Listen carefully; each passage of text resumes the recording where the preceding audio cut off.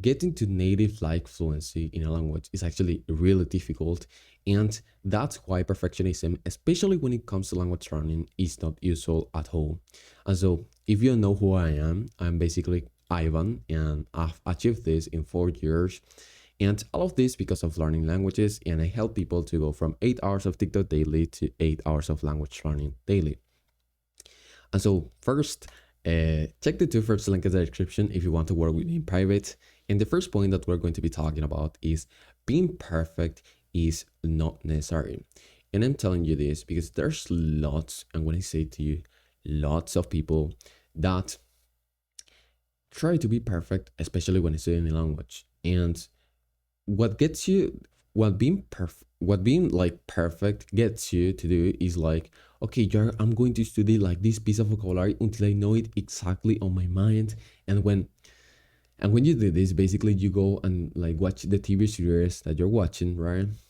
And what happens is that you forget it, right? Even though you literally memorized the piece of vocab till perfection, you're going to forget it. So being perfect is not necessary. Also, when you're perfect, right? When you're perfect, you're trying to like achieve this native like fluency, when in reality, that will literally like get out of you 10 times more the amount of time. So there's a difference between perfectionism and essentialism. In essentialism, you do the tasks that are only necessary in order to achieve that task, right? And so, for example, let's say that we want to be fluent in Japanese. What do we need to do in order to be fluent in Japanese? Well, we need to do the most essential tasks. That is basically the 80-20 rule. And so basically, you know for a fact that if you want to be fluent in the language, you need to literally just do vocab, immersion, and at some point you will start talking. That's it. Grammar is not going to get too fluent. Talking with someone, especially at the start, is not going to get you fluent. Of course, like at some point, when you're able to maintain a conversation, when you're able to like understand that person, talking with someone is of course useful. But like at first, it's actually not that useful. I'm not. I'm not. Uh, I'm not telling to talk with you. That's another totally different thing. If you talk with you, you're basically recalling all of the things that you have studied, and by doing that, you're literally uh, going to memorize those words better if you talk to yourself, right? That's another totally different thing. Or maybe you record a video, that's another totally different thing. But talking with someone is not useful at the start, of course. And so when you do perfectionism, let's say that you want to study 100 pieces of vocab. This is something that happened to me when I used Anki a lot, and that happens a lot to other people. There's people that think that you're going to memorize that vocabulary, that piece of vocabulary, if you only do Anki. And in reality, that is not how it works. When you use Anki, you basically memorize the piece of vocabulary, but you don't acquire it. And so when you don't acquire something, it will not be on your long-term memory. And of course, you want that piece of vocabulary to be in your long-term memory. So what do? And so I think that in lots of things, quality over quantity is basically the king. But when it comes to memorizing vocabulary, quantity over quality is basically the best thing that you will do. And so this is perfectionism in literally all of its concept. So in Anki, what I did before I stopped using Anki was that I basically studied like I don't know 100 to 80 pieces of vocab, and I didn't care about I didn't care about the quality of me studying that piece of vocabulary. I just care about the quantity. Why? Because if I study just 30 pieces of vocab and I go to do immersion, what do you think will happen? Like I will find maybe like only 3 pieces of vocab, 5 pieces of vocab in my immersion content. And the immersion content is what helps you to acquire that word, because in Anki, we're only memorizing, right? You want to acquire it because you want to see how the word is used, right? And so basically, that is perfectionism.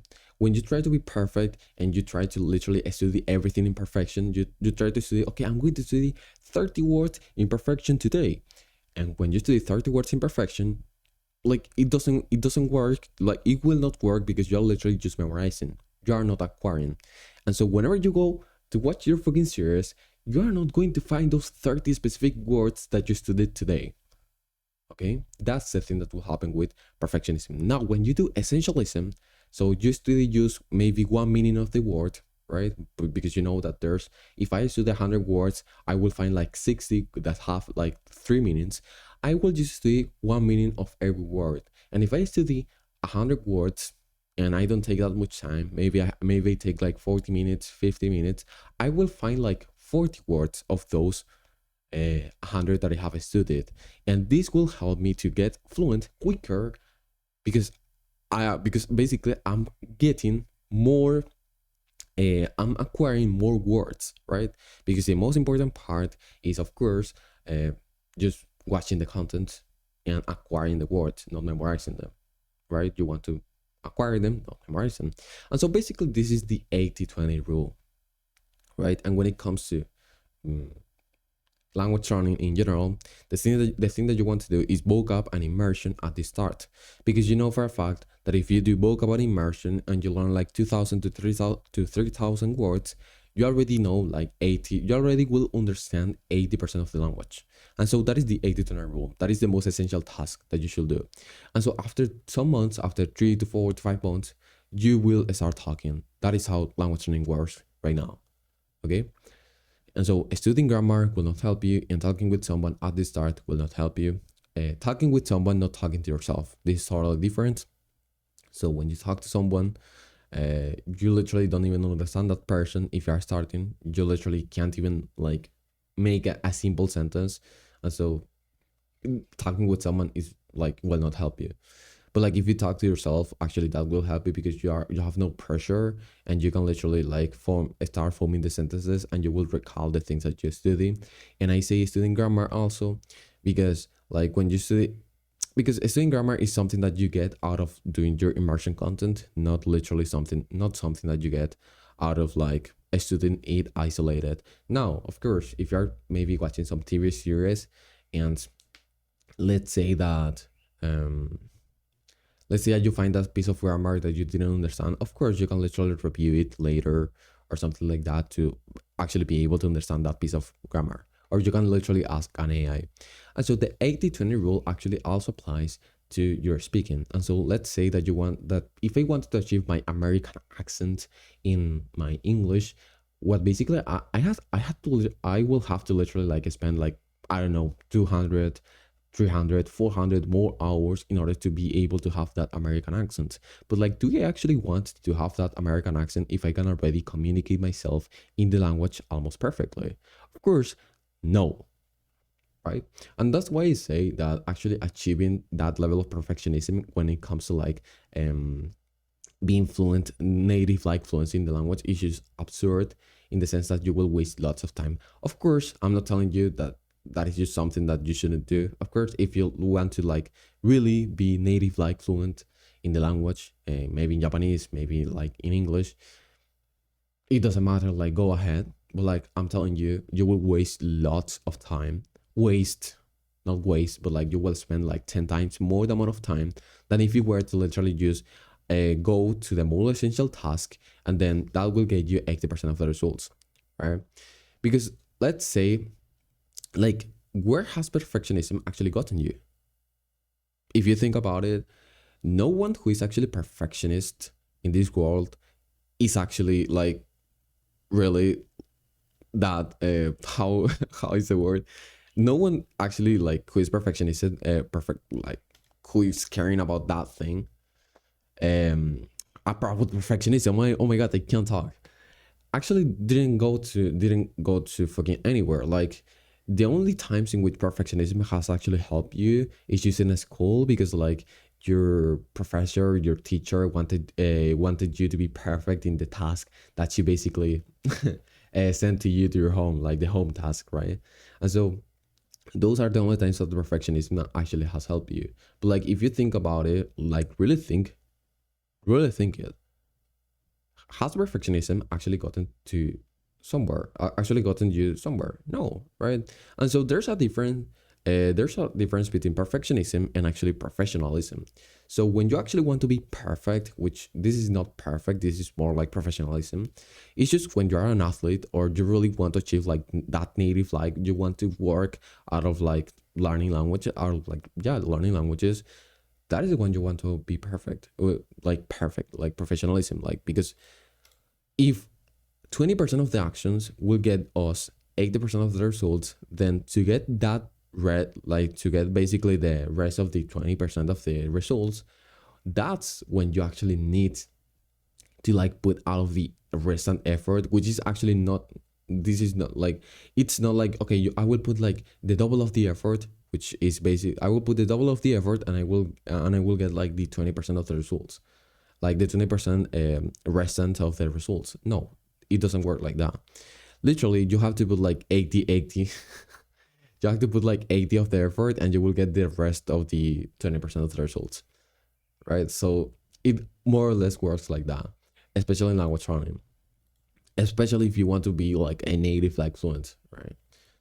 So this is the same thing when with an athlete. So maybe you're in bodybuilding, maybe you're in calisthenics or something like that.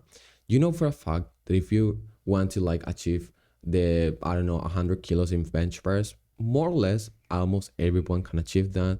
But if you want to achieve like 150 kilos in bench press, you actually have to put some effort. You don't want to think about anything else. You just want to think about bodybuilding. And the same in language learning. If you're trying to achieve native like fluency and sound like a native, you actually have to put some effort, and let's see that being fluent in the language will take you like 2 years. Well, being native like fluent will take you like 4 years.